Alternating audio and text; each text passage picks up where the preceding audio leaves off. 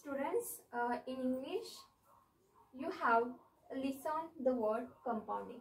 So, what is the meaning of the word compounding? Compounding is the process of forming new words in English.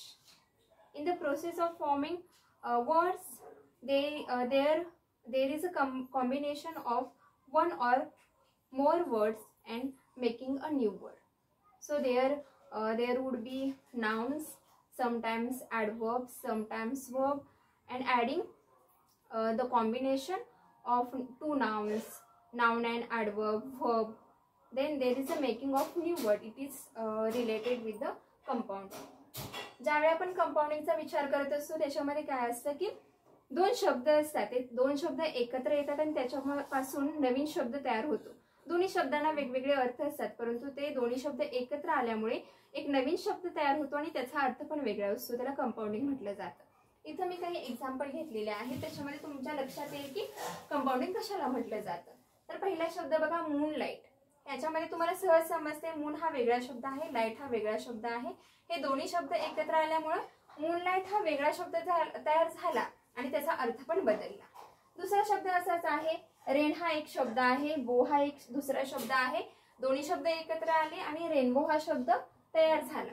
तिसऱ्यामध्ये butter हा एक शब्द आहे, fly हा दुसरा शब्द आहे आणि बटरफ्लाय हा त्यापासून तयार झालेला एक नवीन शब्द आहे. 4 नंबरला बघा, पॉप हा वेगळा शब्द आहे, कॉर्न हा वेगळा शब्द आहे आणि त्या दोन्हीच्या कॉम्बिनेशन पासून तयार झालेला शब्द आहे पॉपकॉर्न. 5 नंबरचा शब्द आहे टाइम टेबल. हा बऱ्याच वेळा आपण वापरत असतो, परंतु टाइम हा वेगळा शब्द आहे, टेबल हा वेगळा शब्द आहे. दोन्ही शब्द एकत्र आले आणि त्यापासून नवीन शब्द तयार झाला टाइम टेबल. त्याच्यानंतरचा शब्द बघा, मदर इन लॉ. याच्यामध्ये पण आपल्याला समजतं की वेगळा शब्द तयार होतो याच्यामध्ये कॉम्बिनेशन मुळे. त्याच्यानंतर ब्लॅकबोर्ड.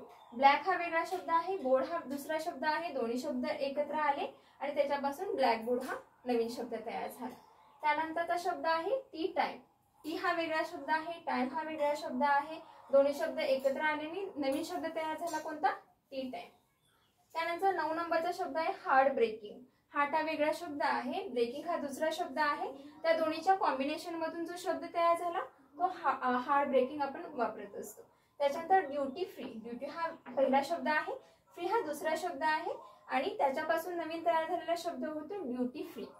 म्हणजे तुम्हाला लक्षात आलं असेल, कंपाउंडिंग वर्ड ओळखायचं असेल, कंपाउंडिंग जी झाले असेल प्रोसेस ते ओळखायचे असेल तर तुम्ही एवढंच लक्षात ठेवायचं, दोन शब्द असतात, दोन्ही शब्दांना स्वतःचे वेगळे अर्थ असतात, परंतु ते दोन्ही शब्द ज्यावेळी एकत्रित येतात तेव्हा त्यापासून नवीन शब्द तयार होतो आणि तो पण मिनिंगफुल असतो. त्याच्यामुळे ही कॉमन प्रोसेस आहे वर्ड फॉर्मेशन मध्ये, ज्याच्यामध्ये कंपाउंडिंग करून अनेक शब्द बनवले जातात. I hope you understand the topic well, what is meaning of the compounding. Thank you.